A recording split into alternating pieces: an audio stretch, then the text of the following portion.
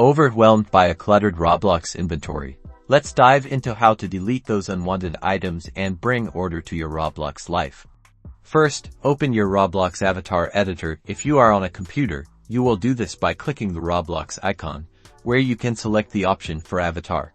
Navigate to the sections where your items are stored, such as clothing including hats, faces, shirts, pants, accessories, and more. Now it's time to declutter.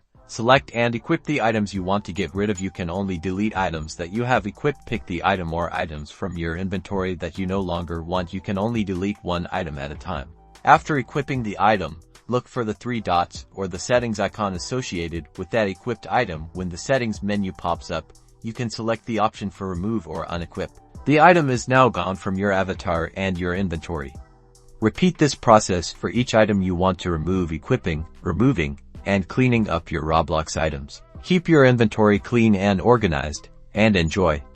Remember, a tidy inventory is key to a great Roblox experience.